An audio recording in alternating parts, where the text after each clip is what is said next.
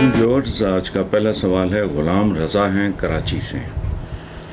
وہ کہتے ہیں کہ کل وزیر اعظم نے قوم سے پہلا خطاب کیا، جو شاید آپ نے بھی دیکھا ہو۔ ان کی باتوں اور باڈی لینگویج دیکھ کے یوں لگ رہا تھا کہ وہ جانا نہیں چاہتے، اور اب ان کو اداروں کی سپورٹ حاصل ہے، کیونکہ اگر شہباز حکومت جانے والی ہوتی تو انہوں نے پیٹرول کی قیمتیں بڑھا کر خود کو اس طرح گندہ نہیں کرنا تھا۔ غلام رضا صاحب، بھائی میرے، پہلی بات تو یہ ہے جو آپ نے اقتدار کے حوالے سے بات کی، تو کبھی کسی نے جانا نہیں چاہا۔ نشہ تو سگریٹ کا نہیں چھوٹتا، سچی بات ہے۔ یہ تو اقتدار کا نشہ ہے جو مدتوں پہلے کرٹسی ضیاء الحق وہ ان کے منہوں کو لگ چکا ہے، تو چھٹی نہیں ہے منہ سے یہ کافر لگی ہوئی۔ اور سچی بات یہ، کوئی بھی نشہ چھوڑنا آسان نہیں ہوتا، اقتدار کا نشہ تو بہت ہی بھیانک ہے۔ یہ تو ہوگی ایک بات۔ جہاں تک یہ آپ نے کہا ہے کہ یہ گندہ ہونے والی بات کی ہے، پیٹرول کی قیمتیں بڑھا کے وہ، تو گندہ ہونا جو ہے یہ مجبوری ہے۔ یہ گندہ ہونے سے بہت بچتے رہے، ٹال مٹول جتنی کر سکتے تھے کرتے رہے، آنے بہانے یہ وہ سارے، لیکن IMF کا ڈنڈا پھر آپ کو پتہ ہے، گندہ تو انہوں نے نہیں کیا نا، یہ کرنا چاہ رہے تھے۔ گندہ انہیں کیا IMF نے، جس کی شرائط مانے بغیر اب کوئی اور بھی دال دلیا نہیں کر سکتا، یہ ذہن میں رکھیں۔ ایک بات، دوسری بات،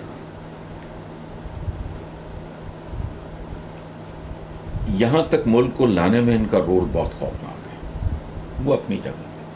یہ اپنی ہی بیجی اور کاشت کی ہوئی کانٹوں کی فصل کاٹ رہے ہیں، اور کل اگر پیپلز پارٹی یا پرسوں اگر آتی ہے کہ یہی تو 2-3 ہیں لے دے کہ اس ملک کی بدقسمتی ہے، یہ کیسے کیسے لوگ چمٹے ہوئے ہیں۔ خیر، کوئی اور بھی آ گئے تو اس کے ساتھ یہی کچھ ہوگا، اس لیے خاطر جمع رکھتے ہیں، یہ ہمارے مقدروں میں لکھے گئے۔ نرجس لغاری ہیں ایبٹ آباد سے، وہ کہتی ہیں کہ کل نیوزی لینڈ کی پرائم منسٹر جسنڈرا آرڈن نے پاکستان کی سابق وزیر اعظم بے نظیر بھٹو کو زبردست خراج تحسین پیش کرتے ہوئے انہیں اپنا رول ماڈل قرار دیا۔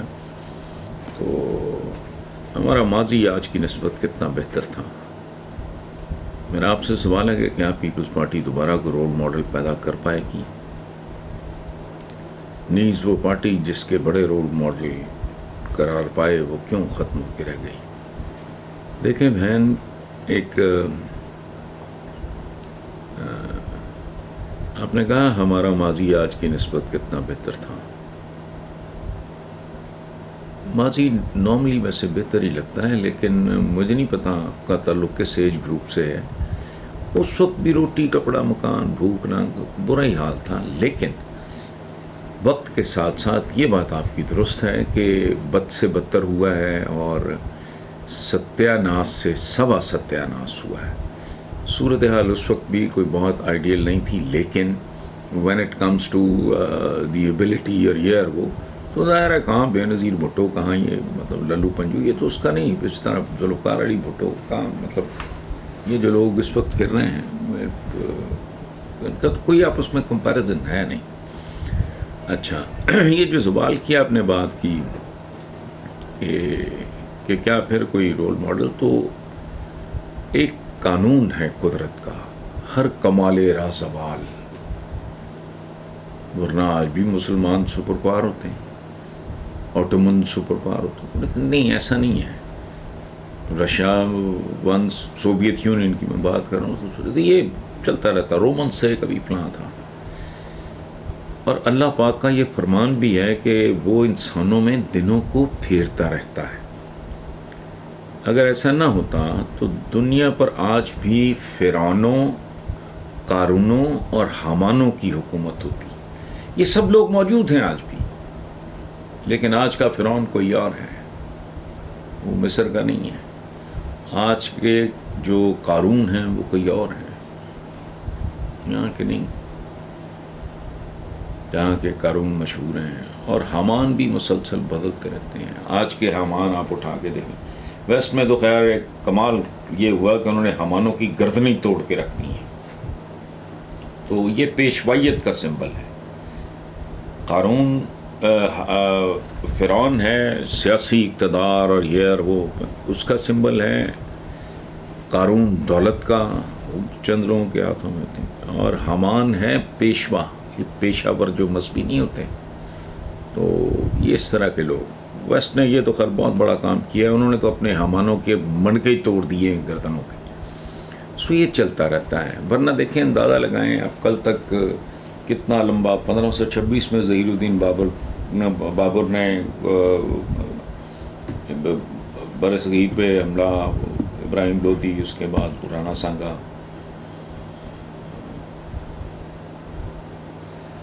اور پھر نسل در نسل در نسل وہ چلے۔ اس کے بعد انگریز آ گئے، اس کے بعد پھر ایک لوٹ آئی، اور آپ اندازہ لگاؤ کہ جن دنوں پاکستان بن رہا تھا، جاتی عمرہ امرتسر کے رہنے والوں نے کبھی سوچا تھا کہ یہ جو ایک غریب سا 2-3 کمروں کے گھر میں رہنے والا اتنا بڑا خاندان ہے، جو ملک پاکستان بنے گا یا بننے جا رہا ہے، یہ نسل در نسل اس پہ حکمرانی کریں گے؟ وہ ماننے والی بات ہے؟ کبھی سوچا ہوگا کسی نے؟ اور اگر کوئی کبھی کہتا ہے کہ میں نے یہ خواب دیکھا ہے، لوگ اس کو چتر مارتے ہیں کہ تو پاگل ہو گیا۔ لیکن اب دیکھ لیں، تو یہ بس قدرت کے کھیل ہیں، جن میں سے کچھ ہم سمجھ جاتے ہیں، کچھ قدرت کی پہیلیاں ہیں جو ہم نہیں بھول سکتے۔ کہ عمران خان نے مہینوں کی محنت کر کے اسلام آباد کا رخ کیا، اور وہاں چند گھنٹے بھی نہیں رکے، جس پر ان کی پارٹی کے کارکنان تھوڑے مایوس بھی ہوئے ہیں۔ کیا عمران خان کا اتنی محنت کے بعد معاش ختم کرنے کا فیصلہ درست تھا؟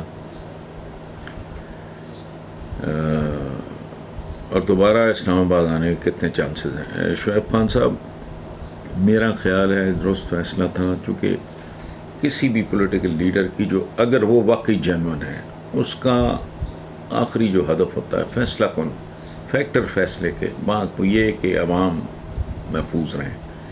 خون خرابہ ہو سکتا تھا، قتل و غارت ہو سکتی تھی۔ اچھا، جہاں تک اسلام آباد آنے کا تعلق ہے، تو کیا عمران کو اس کے لیے کوئی وجہ درکار ہوگا؟ Who can stop him? Nobody can. اچھا، سیکنڈ لاسٹ کوشچن ہے، ڈاکٹر طاہر الحسن ہیں، مسلم ٹاؤن لاہور سے۔ وہ کہتے ہیں، یہ میرا سوال یہ ہے کہ کیا سیاست اور اداکاری میں بے شرمی ضروری ہے؟ یہ سوال ذہن میں ابھرا تو قائد اعظم محمد علی جناح یاد آئے، جو پہاڑ کی طرح اٹل مگر چاندنی کی طرح پاکیزہ تھے۔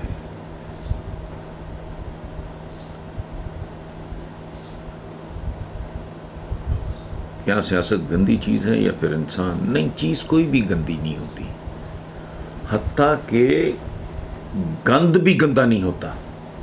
اب تو دنیا اس کو بھی ریسائیکل، یہ کوڑا موڑا، یہ وہ سارا جو بھی اس کو کہتے ہیں، یہ کچرا مچرا کوڑا، یہ شہروں کا گند، لوگ اس سے بجلی پیدا کر رہے ہیں۔ کیا خوبصورت بات ہے۔ اچھا، لیکن اب آپ کس کے ساتھ مقابلہ کرنے چلیں؟ ان کے ایک کسی بندے نے اس زمانے میں قائد اعظم محمد علی جناح کے بارے میں کہا تھا، the only Muslim in the whole of subcontinent، جملے پہ غور کریں، the only Muslim in the whole of subcontinent who is unpurchasable and incorruptible۔ پورے برِ صغیر میں ایک مسلمان ہے جسے نہ خریدا جا سکتا ہے نہ کرپٹ کیا جا سکتا ہے۔ تو وہ ان للوؤں پنجوؤں کے ساتھ آپ ان کا مقابلہ کرو گے۔ باقی یہ جو ہے نا، اپنے اداکاری کو سیاست کے ساتھ نہیں۔ اداکاری ایک فن ہے، بڑے سے بڑا ایکٹر بڑی سے بڑی پرفارمنس بھی دے، تو ان دی الٹیمیٹ انالیسز آپ کو پتہ ہوتا ہے کہ یہ دلیپ کمار صاحب ہیں اور یہ مارلن برانڈو ہیں، ٹھیک ہے، یہ تو گندگی کا ڈھیر ہے، وہ تو انٹرٹینرز ہیں بیچارے۔ اداکاری نہ، اداکاری کو یہ سیاہ کاری کے ساتھ بریکٹ نہ کریں، میری ذاتی درخواست ہے، باقی آپ کی مرضی۔ آخری آج کا جی، اللہ خیر کرے، آج کا آخری سوال ہے ارسلان سیٹھی ہیں خانے وال سے. وہ کہتے ہیں جی آج ملک میں یوم تکبیر منایا جا رہا ہے. یہ وہ دن تھا جب دنیا میں پہلی بار پاکستان ایٹمی پاور بن کے ابھرا ہے. اس پہ ہم جتنا بھی شکر ادا کریں کم. کہ یہ تاریخی مدنہ جو ہر سیاسی پارٹی اپنا اپنا کریڈٹ لیتی. براہ کرم آپ ہمیں اس تاریخی واقعے حقائق سے دیکھیں. کوئی حقائق نہیں. ہندوستان کی موجود میں آخری جملہ ہے ارسلان سیٹھی صاحب کا کہ اس خطے میں ہماری بقا کے لیے ہمارا نیوکلیئر طاقت بننا ضروری تھا. بالکل ضروری تھا.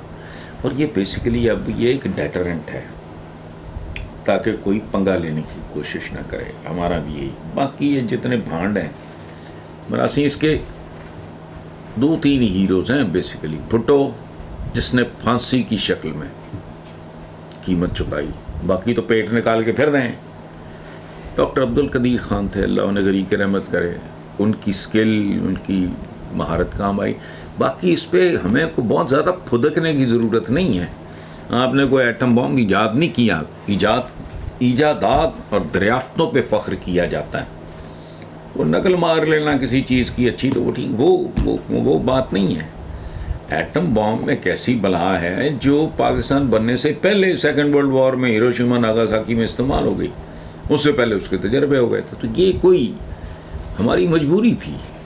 ہمیں تو یہ ہندوستان اگر دھماکے نہ کرتا یا اس کی ایسٹ پاکستان اس کا بیک گراؤنڈ ہے, اس کی ننگی جا رہیت تھی جس کے نتیجے میں بنگلہ دیش کا قیام جو ہے فیسیلیٹیٹ کیا گیا.